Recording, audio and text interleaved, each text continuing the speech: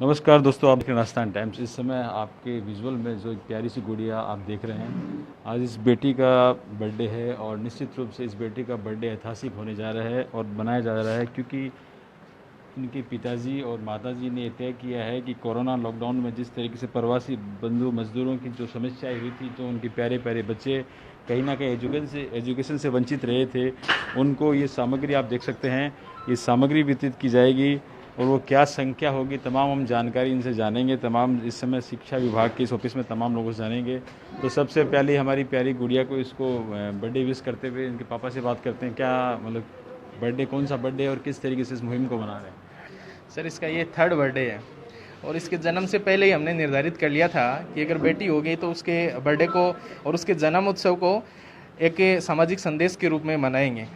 जिस प्रकार से इसका जन्म उत्सव मनाया गया, कुआं पूजन रखा गया, आसपास के तमाम अच्छे काम करने वाले सामाजिक कार्यकर्ताओं, सोसाइटियों को सबको बुला के सम्मानित किया गया और एक पूरे फंक्शन के अंदर एक plastic free environment, save environment का भी संदेश दिया गया और आने वाले इसके जो पिछले 2 बर्थडे थे उन पे भी इसी प्रकार के जरूरतमंद आज कुछ विशेष आपने इसको आगे बढ़ाया है? हाँ सर, आज इस जन्मदिन पे मैं खुद एक संस्था प्रधान हूँ, तो मैंने देखा कि बहुत सारे प्रवासी मजदूर लौट के अपने गाँव में आ गए हैं, उनके पास रोजगार नहीं रहा है। उनके बच्चे हमारे पास स्कूल में जुड़ तो गए, लेकिन अभी एक तो क्लासेस नहीं चल रही हैं, तो उनको किताबें तो हमने दे दी, लेकिन उनको शैक्षणिक सामग्री जो लिखने के लिए कॉपी, स्लेट, पेंसिल, रबड़, इन सब चीज़ों का उनके पास मैंने अभाव देखा। तो मैंने सोचा कि इस बार हम इसी प्रकार से जो भी प्रवासी मजदूरों के बच्चे हैं जो शिक्षा से जुड़े हैं, वो उनकी पढ़ाई सुचारू रूप से चलती रहे। तो नवलगढ़ ब्लॉक के समस्त बच्चे, चाहे कितने भी बच्चे हों, वो प्रवासी मजदूरों के बच्चे जो सरकारी विद्यालय से जुड़े हैं, उनको शैक्षणिक सामग्री प्रदान करने की मुहिम हमने उठाई। बिल्कुल, शैक्षणिक सामग्री मुहैया उपलब्ध कराया है, निश्चित रूप से सराहनीय कदम है और उस कदम में शिक्षा विभाग के अधिकारियों ने भी इनको काफ़ी मतलब अप्रिशिएट किया है। हम उनकी माताजी से भी जानेंगे, लेकिन पहले गुरुजी के पास चलते हैं। जैसे जी, गुरुजी क्या मानते हैं, इसकी वाकई इस तरह के सराहनीय कदमों की आवश्यकता है? ये जो अभी हमारे HM Nitin ji Poonia and family ने, इनके बड़े भाई डॉक्टर नंद किशोर जी पूनिया, और मैं तो सबसे पहले इन दोनों के पापा जो हैं सम्माननीय भानाराम जी पूनिया का आभार प्रकट करते हूँ। साथ में पूरे सीबीओ कार्यालय की तरफ से भी आभार प्रकट करते हैं कि जो नीडी हैं और जो अप्रवासी कोरोना काल में या तो बच्चे आए हैं या चले गए, ऐसी स्थिति में बहुत सारे ऐसे बच्चे हैं जिनके पास पाठ्य सामग्री का अभाव था, इनकी पूर्ति आपकी बेटी ख्वाहिश के जन्मदिन पर आप लोग कर रहे हैं।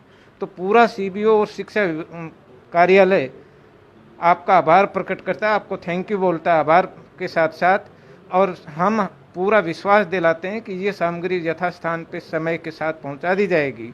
और ये आवश्यकता थी क्योंकि ये जो ऐसे बच्चे होते हैं जिनको हम निःशुल्क पाठ्य पुस्तकें तो दे रहे हैं, परंतु पाठ्य सामग्री का अभाव था, जिसकी पूर्ति आपने की। आपका पुनः आभार, धन्यवाद।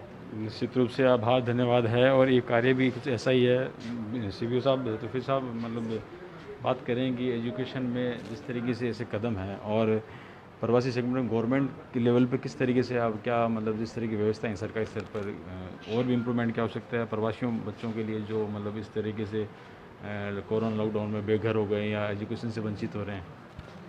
ये बिल्कुल सही है कि एजुकेशन से वो जुड़ेंगे तो निश्चित तौर पर उनको कुछ सुविधाओं की ज़रूरत पड़ेगी और वो सुविधाएं हम सरकार तो दे ही रही है। इसके अलावा हम चाहेंगे कि जो भी हमारे भामाशाह हैं या इस प्रकार के लोग जो दानदाता हैं, वो भी इस प्रकार के काम करें ताकि उनको लाभ मिले। भामाशाह आगे आए, दानदाता आगे, डॉक्टर साहब से भी बात करेंगे। गुड़िया की ख्वाहिश की मम्मी है, जिस तरीके से इस समय एक ऐसा दौर भी चल रहा है, एक माँ के संदर्भ में हम बात करें कि आपने बहुत अच्छा कार्य किया, वो अप्रिशिएट है, लेकिन जिस तरीके से एनवायरनमेंट है, अभी हाथरस वाला एक ताज़ा घटनाक्रम है, क्या एक माँ की भूमिका में आने वाले एनवायरनमेंट से ऐसा डर लगता है कभी कभी, क्या इस तरह के लोगों की मानसिक इस तरह का भी हो चुका है? मैं एक बेटे की माँ होने के नाते मैं ये बात ज़रूर स्वीकार करती हूँ कि इन घटनाओं से बिल्कुल डर लगता है।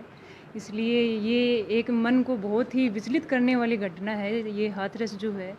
इसलिए मैं ये चाहती हूँ कि हर माँ बाप अपने बच्चे, चाहे बच्ची हो या बच्चा हो, अपने बच्चों को अच्छे संस्कार दें और उन्हें अच्छी शिक्षा दें। अच्छे संस्कार दें निश्चित रूप से, और अच्छे संस्कारों के साथ ही हम देखें आने वाले दिनों में समाज में एक अच्छी व्यवस्था होगी। डॉक्टर साहब हैं, डॉक्टर साहब आज आपने इस व्यवस्था में और भी चार चांद लगाए, कुछ और भी अपनी तरफ से आपने डिपार्टमेंट को देने की बात की है? जी, बिल्कुल, हमारा ये मानना है कि किसी भी समाज हो, संस्था हो या सिस्टम हो, उसको बढ़ाने के लिए आम आदमी का सहयोग अति आवश्यक है।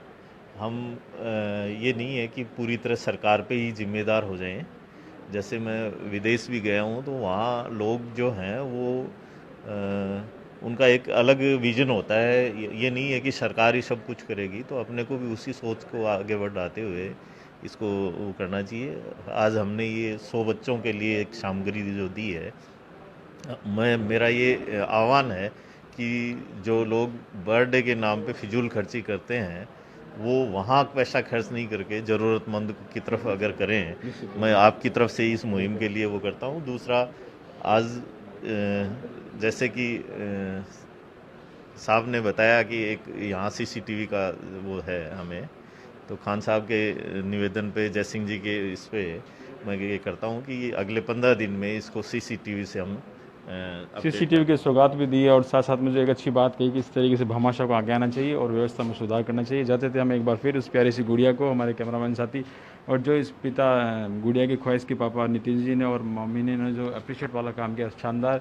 ऐसे ही सराहनीय कार्य से व्यवस्था में सुधार होगा। और कुछ इन्होंने जो संदेश देने की कोशिश की है कि जन्मोत्सव का पर्व कुछ इस तरीके से बनाए जो समाज में एक संदेश जाए, और वही प्रयास किया है जिसको जय सिंह जी, तुफे जी, तमाम शिक्षा विभाग के अधिकारियों ने भी कंधे से कंधा मिलाकर और भी चार चांद लगाए हैं। लगातार देखते रहिए हमारे साथ राजस्थान टाइम्स।